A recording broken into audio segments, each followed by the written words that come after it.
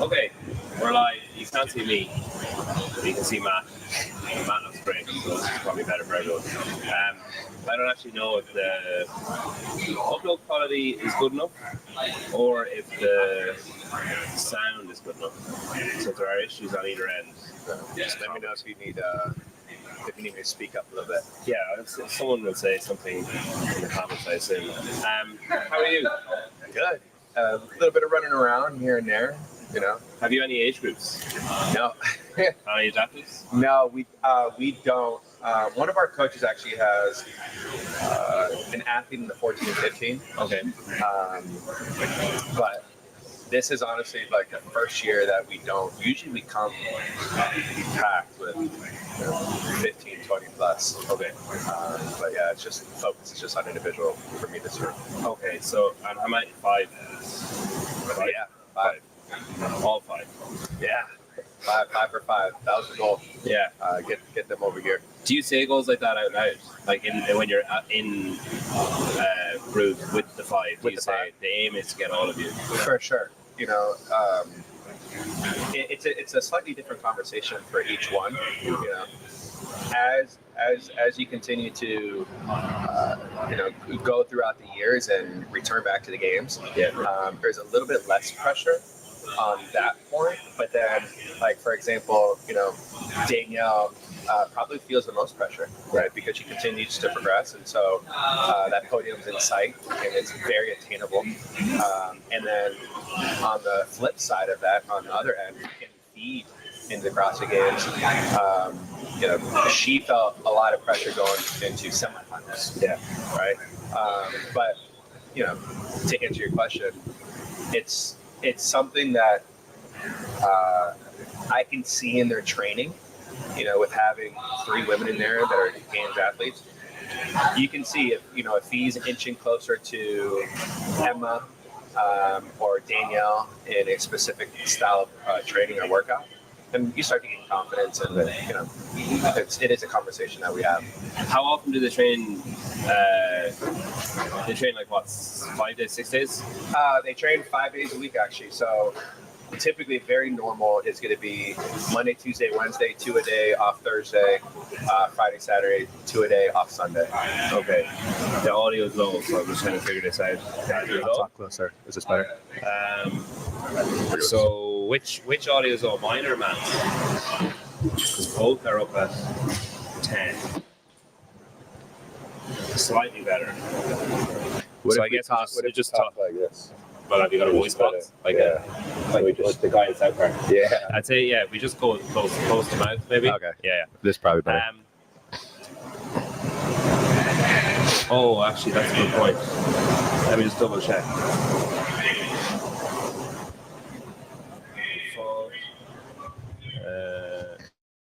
Okay, is that better?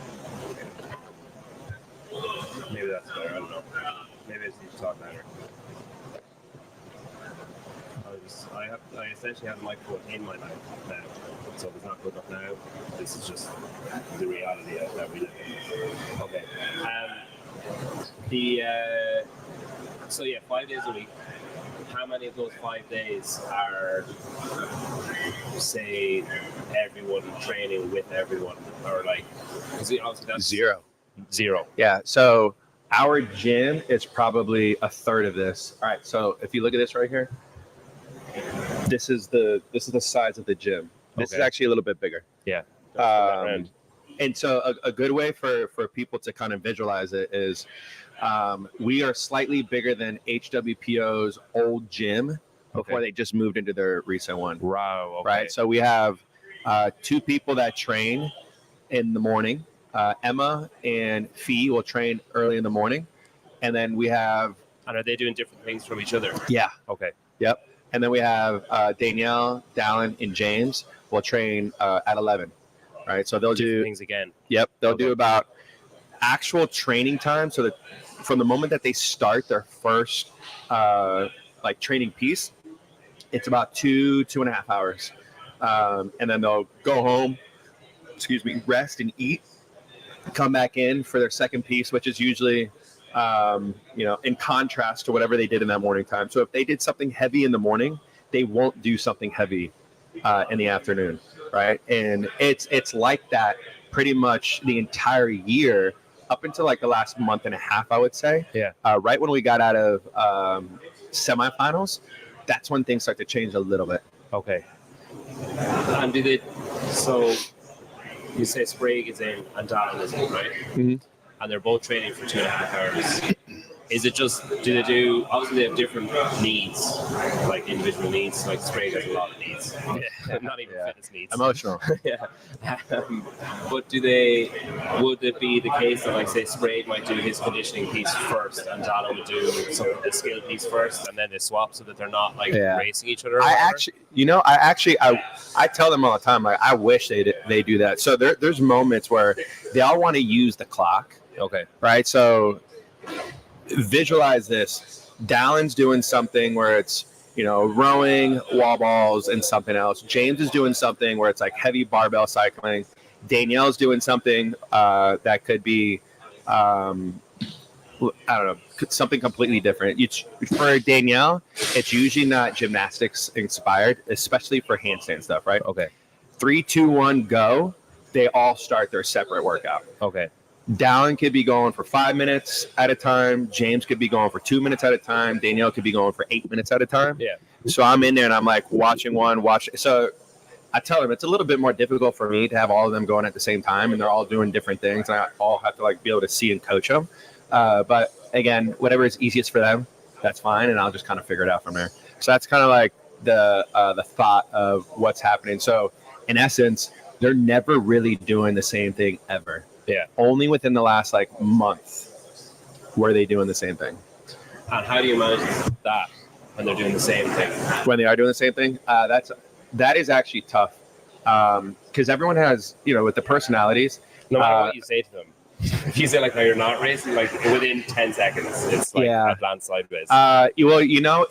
It's fun to have like the girls racing the guys. Okay. Because it's like it's serious, but it's not as serious. Yeah. It's not as comparable. I guess. Exactly. Yeah. And then we have people in camp where it's like competition's everything to them, and you can kind of tell from like their perspective on how they say things immediately when things are done. Yeah. It's like I finished at this time.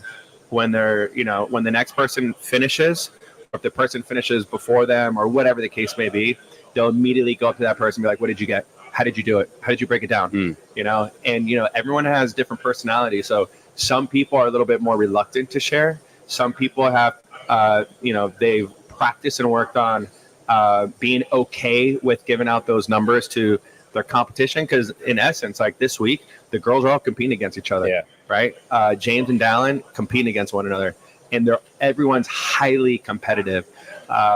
They have obviously like different ways of handling the competitiveness and when they lose and when they win.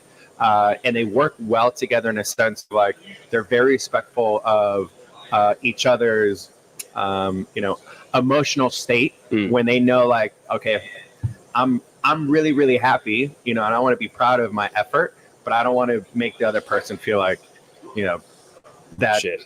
Yeah, exactly. Yeah, you can say it. So the other street corner in the background. Let's go. Is the breakup of the athletes, like the way that they're separated, is that space and numbers wise, or is that I know that like as a coach I know that they might race each other more, they might aggravate each other more, and they won't or whatever? It's that. Okay. So originally, when we first got everyone there, we probably did 2 days of 5 people working out at one time. Okay. And we had different faces in there at first. And immediately I was like, well, this person cannot be in the same room as that person. Okay. This person's happy-go-lucky. This person is like, they're clocking in for work, and that's all they care about. So it's just a clash, and immediately I was like, all right, we're going to split this up into 2 groups. And it actually worked out very well, not just for spacing purposes, but it allows me to put a lot more attention on people. Yeah. But yeah, I would say the big thing is having separation of personalities. Yeah. Is probably the does number 2 reason. Get on with everyone? Like, is there anyone? Yeah. Yeah, everyone Because gets along 5 with is like everyone. an intense group. Of I'm a teacher, right? And I teach in a big school. So if there's people that I don't like, I can avoid, like staff members, not kids and stuff with their kids. But it's just like staff members that I don't like, I can be like, oh, I'll sit down at the other end or I'll whatever. But 5 is quite intense. Because in Ireland, there's really small schools. And I hate to work in like a 3-teacher school where it's like you have the same company all the time. Yeah. But like with 5, there is a danger of like 2 people don't like each other and it's can't be around each other. Not even just training, just can't be around each other. Is there any kind of issues like that? There's no issues like that. I guess the difference here is if there's different, like a wide range of ages. Yeah. Right. So Danielle and Fee, both over the age of 27. Right. Emma, just turned 19. So there's different, like, they're at different points in their lives. There's different things that Danielle and Fee have experienced as women in general. Yeah. That, their focus is just here. Where Emma is, being young. And I feel like I was in this position as well when I was playing college sports. That's really all I cared about was the sport, And then I transitioned into a state where I'm like, okay, my life is more than just this sport right here. And so naturally, they all respect one another. Danielle and Fee might go out for drinks, and hang out with one another, right? Emma can't drink. I don't think she would ever choose to. Yeah. But, they come in and, again, they all, really respect one another. I guess the common ground they have is competing, whereas the uncommon ground is like everything off the competition floor. It's totally different for all of them. Like even Dallin and Danielle lead totally different lives, just on multiple levels. Yeah. With the games training, then, so coming up, you said that they were all kind of doing the same thing after a while. Is that you guys thinking, okay, usually at the games, this happens, let's try and predict what happens, or is that a dangerous game to play, trying to be overly presumptuous, maybe? I think it's a smart game to play to say, hey, this could come out. Let's make sure that we have a good feel. Yeah. Right. And so I guess a good example of this would be, what's one thing that we did? Let's say pullovers. Right. So this is, I know that we got to be improving our skill, high level gymnastic skills. Like what's the next thing that could potentially come out? Right. So we spent a good 2-3 weeks of just doing pullovers. Yeah. Right. It wasn't a matter of like, we need to create an adaptation to these athletes to make sure that they're doing 16 unbroken pullovers, but we need to make sure that they know what the hell they're doing when pullovers come out, and we're not, a day from starting, and we're like, okay, guys, we got to figure these pullovers out, and so we utilize that just to get these athletes with their hands on things, just so there's a game plan. Like, you would see a lot of athletes do. On their videos, it'd be like burpee bar muscle ups or bar muscle ups on a rope or like thick bar muscle ups. They're really doing it just to get a feel and to make sure that they know what it's like. Yeah. Because, there's a reason why rookies historically don't perform as well as people that have been here for 2 or plus years, right? Because they understand that, the little tiny details of the game within the game, not even versus one another per se, but making sure that you are doing everything in your power to create like almost like an ease in your event. Yeah. Right. So an easy example would be like this. If we're doing like the pig flip on day 1, it's going to be hot out there. So an ice towel underneath your hat to stay cool. Yeah. Right. Keep that body temperature down. A dry towel to wipe off your hands when you're sweating. Right. I mean, everyone deals with that. Right. So it's the little things in that where it's like someone that's brand new. Knowing to sit down and not watch the heat after you or whatever. Exactly. Yeah. It's those little things is like, as rookies, like there's so many things happening around you. You're getting pushed around as cattle. It's like you're there, you're listening, but you're not truly like loose in yourself. Yeah. Where like these other athletes, like you'll see it in the warm up area, like some are super calm, joking around even, and some of the rookies are just like uptight and just like whatever you tell me to do, I'm going to do it. You know, and so being able to have the ability to try things out and test things out to make sure that you have a game plan for yourself. You understand the feel when you go out in North Park and you're flipping a pig. What is that going to feel like? Yeah. I guess you have the benefit as well of Florida's quite hot. Yeah, so it's a little steamy there. Yeah, it's not going to be a culture shock, but like it's not going to be like, I don't know, an Irish athlete coming over to Madison where it's like we have to scrap a bit of the day because the surface temperature is too hot. Man. We don't really have that problem. And like this is beautiful weather. Like this right here is like morning winter weather for us. Wintertime. Yeah, like 50, like 55 and 60 is like wintertime weather.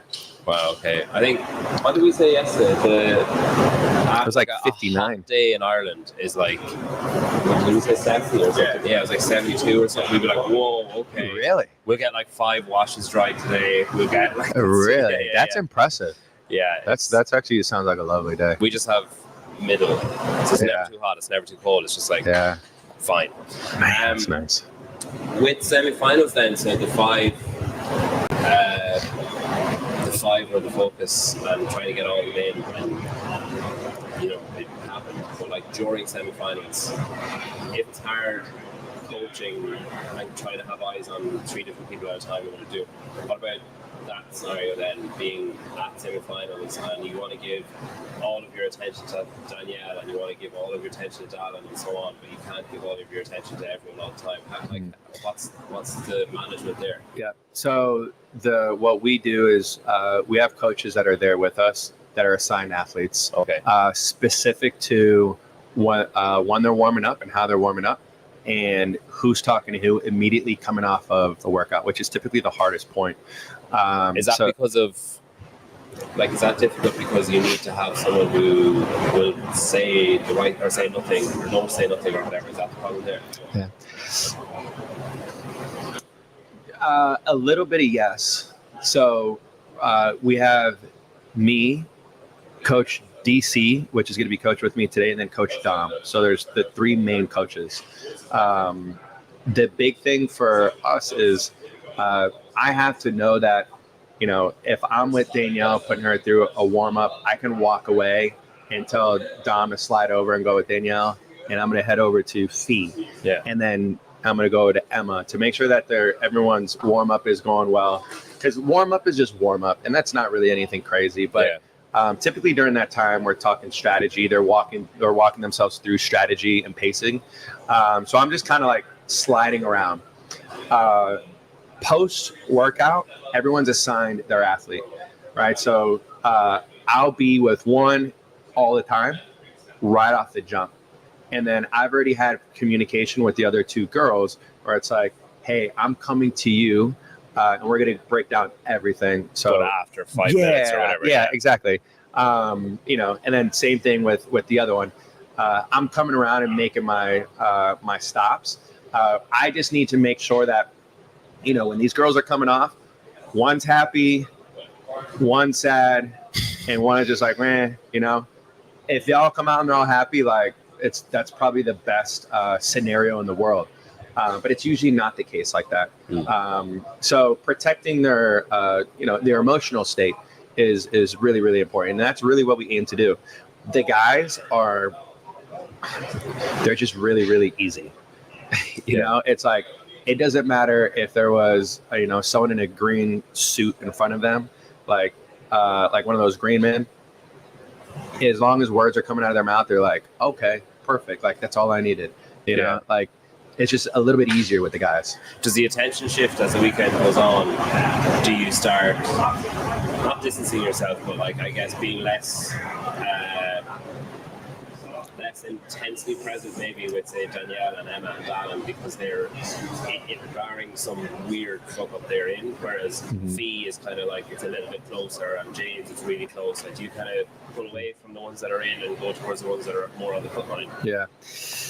Not necessarily. You know, what I do is I just really try to get them to focus on what they can control, right? So, you know, the talk changes on depending on where they're at, but it's just a very brief talk, right? So let's say someone's on the cut line.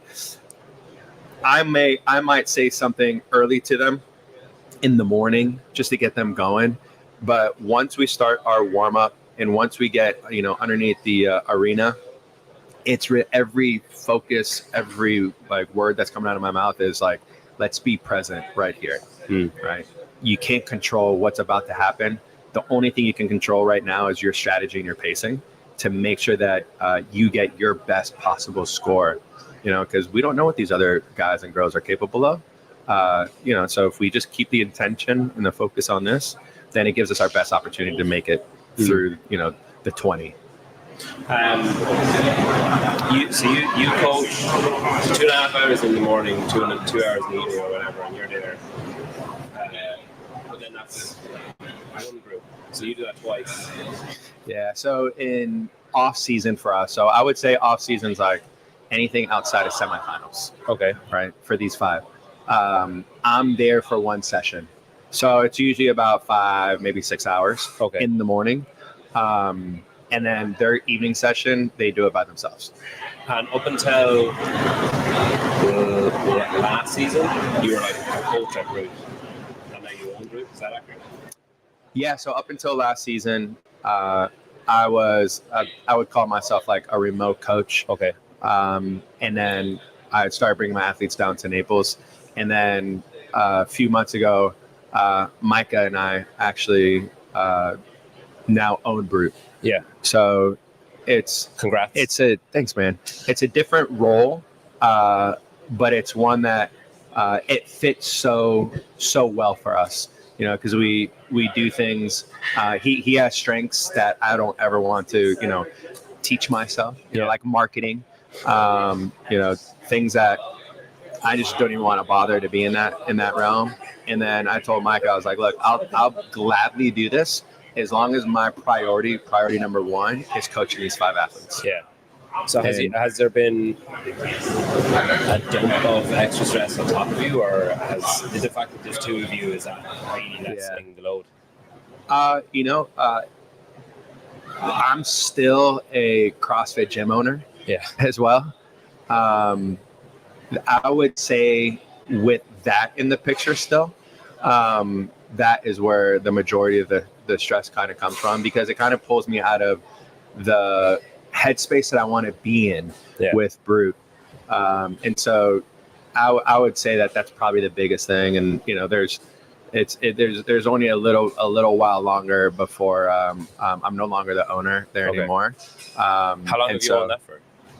So I've been a CrossFit owner since 2013. Wow. Okay. Different locations, different gyms. Yeah. And so it'll be nice again just to put all my mental space into one category, into one ship moving in the same direction. Yeah. Sad as well though. You've done something for that. Yeah. I don't necessarily see it as like sad. I see it as like almost like a step up in a business model that's digital business model. Yeah. Mainly, right? Not all of it, but mainly. But like any business, are you good at solving problems? Yeah. That's really what it is. It doesn't matter if it's a restaurant or if it's membership or, clothing company. It's just like a new set of problem solving. Yeah. And that's the part I like, is trying to figure those things out from my perspective, because I could solve problems looking more from like a personal perspective, and Micah could be looking from the numbers. And those are 2 different headspaces, but they both need each other.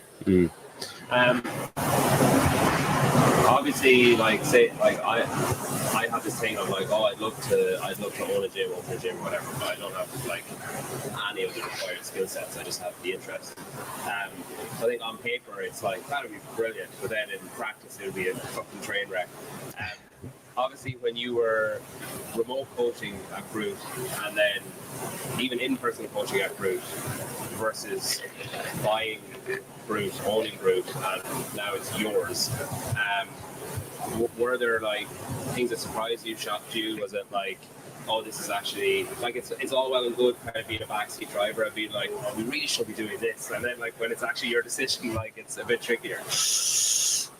I mean, I like the control, to be honest, and I like to put the responsibility on myself. Yeah, you know, I'm always okay with putting blame on myself, you know, and just being like, that didn't go how I was hoping it would, but immediately my brain's like, what needs to be done next time, you know? And it's literally like just notes getting written down to improve. You know, right now the big thing with Brute is we're going through like a major rebranding phase right now that we should be unleashing at the end of August. Okay. And so you'll see little like bits and pieces of it here and there throughout the week. But again, rebranding, a major rebrand is something that's new to me. Yeah. And so I'm almost like in a roller coaster, like having fun with it and like excited about it. Excited to share my thoughts about it. You're having fun with it. You're excited about it. Mika's pulling his hair out. Yeah, right. Well, like, you know, the difference would be like if I'm at the CrossFit gym, you know, since 2013, doing stuff like that, it's like, did we get the toilet paper on time? Yeah. You know, did the towels get clean? Yeah. You know, are they still wiping their body with chalk and rolling around on the floor with it? Like, I'm at the point, you asked me that question 10 years ago, and I'm just like, oh, it's all right, guys. Like, we're going to find ways around this thing. Yeah. Now I'm just like, you know, their brain is just like, that shouldn't be happening. We already talked about this, handle it. Yeah. You know, which, you know, that's just how life goes. But, you know, it's just a different level of excitement. It's like a new parent versus parent of a teenager. Yeah. Sometimes I hear it referred to as like, a new, like baby number 1 versus baby number 2. Yeah. Like baby 1 is like, you're just like holding it. Yeah. And then baby 2 is like, nah, you'll be fine. Yeah. It's like make your own sandwich. Yeah. It's like, Right. It's like he'll be fine. Yeah. That's exactly. Okay, so the aim, are you going to stay in situ then? Is Brute going to move? Like you're talking about the size of the facility, is there plans to expand that? We do have plans to move. We're going to stay in Florida. Our goal is to see if we can make the move by early 2024. Okay. With, you know, the location is that from a scratch location or a existing facility? Have you got somewhere in mind? We haven't quite gotten to that point yet. Yeah. We know the city that we want to be in Florida. It's just a matter of like getting past this week and being able to put the time and effort into that move. But all the athletes are on board. And is it going to stay at 5, do you think? Like the athletes? Yeah. So ideally, in a perfect world, our coaches move down. So it's going to be Brute HQ. Okay. Like a true HQ. Our coaches move down, move in.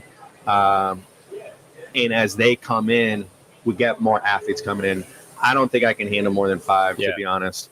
But we have an excellent coaching staff, you know, that are located really like all around the world.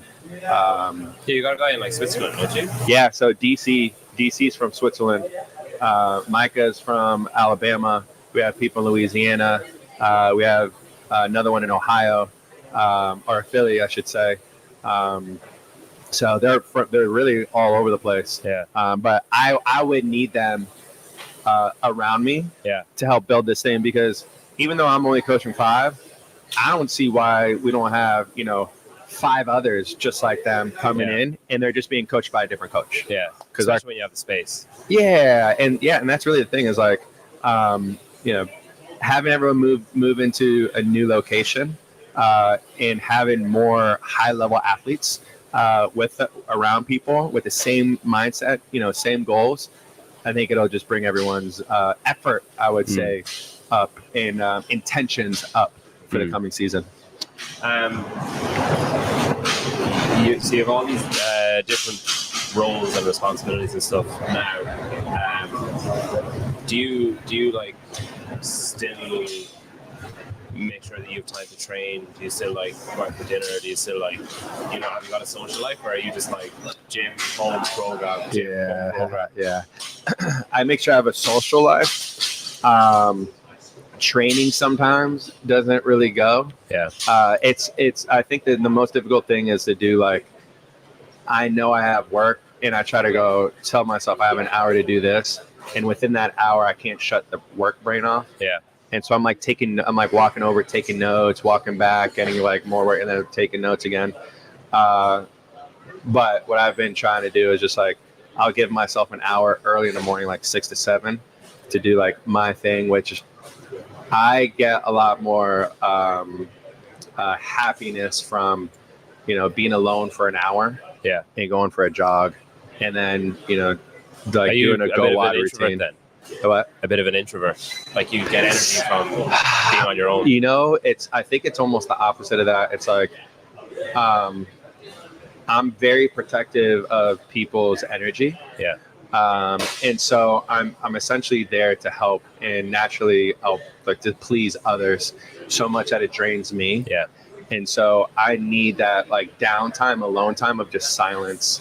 You know, and the morning time is, you know, when the whole world is still kind of sleeping. Yeah. Is the best time for me to get that type of work done. So, you know, a little bit of training on the weekend. I told my athletes, I was like, you know, Saturday and Sunday, like off season, I'm not available to you. Yeah. You know, like if you have something to text me about training and workouts, put it in notes, talk to me on Monday about it. Because if you text me, I'm probably not going to respond during the off season about it. Yeah. You know, and you don't want to piss them off by just leaving it hanging. Yeah. You know, and we all got our own things, and I'm terrible for that. Where I will text, email, but at like 6 o'clock on a Sunday morning, like something pops into my head because this isn't my job. Yeah. So like something pops into my head. Because I'm passionate about it, I'm like, I assume everyone else is as well. So I'll send people messages any day, like, don't care. Yeah. And then, but I also never expect a reply until like business hours or whatever. So the only person that doesn't get away, that doesn't get that side of me, I would say, is Micah. Like if I have something in my head, I'll usually start a text off with a good morning. Yeah. You know, it won't just be like, hey, ba ba ba bum. It'll be like, I hope, you know, good morning. Also, you're sending it at 8 p.m. saying good morning. It could be anything. It could be like a 5:30 like text, which is, you know, an hour before he gets up. Do you leave your phone on do not disturb? Yeah, we're both workaholics, and we had that conversation before we started. Yeah. It's kind of part of it. Yeah. So it's, you know, he gets that, but, you know, for the most part. You know, because for me, if I have like an idea floating around in my head, I'll send it off to Micah. It doesn't really need a response. Yeah. But it's just like, hey, like these things would be so cool. You know? That's like weekend talk. So before this weekend, then we'll wrap this out. I know you're kind of conscious of your whole team in a few minutes. Before this weekend, do you personally sit down with each of the 5 and say, okay, here's what success looks like for you, or what do you think success looks like for you, and then find a, you know, you could be like, oh, we need to pull that back a little bit, or like, oh no, you can go for more than that. Yeah. That's actually a talk that I had with all of them coming out of semis. Okay. You know, I know what everyone's abilities are. They know what their abilities are. You know, it's usually everyone has a range. You know, it could be like three spots. Yeah. You know, let's say from spot 7 to spot 10. Yeah. Right. So I usually say, okay, let's see this week. Let's aim to see if we can get under 12th. Okay. Right. 12th or better. Right. And I'm not saying that for false confidence. It's truly what I believe. You know, and if they just execute in the way that I know they can do, then it's very much a possibility in reality, right? So I have the belief in them, and a lot of times, especially during the last like 2 weeks, sometimes the confidence will take a little hit, you know, and so that's a rational or an irrational hit. Yeah, man, it's like, you know, they're very hard on themselves, and it works. You know, it's like their competitive edge, but sometimes it can be a little too much. Yeah. So when I'm giving them my expectations that are very realistic, it's really just setting the tone for them. Yeah. Are you dating anyone? Yeah. Yeah. Who Yeah, look at I like that.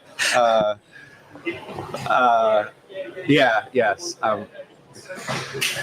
Yes, I am in a relationship right now. How do you separate that from coaching? Like, is there because those sort of things tend to happen organically.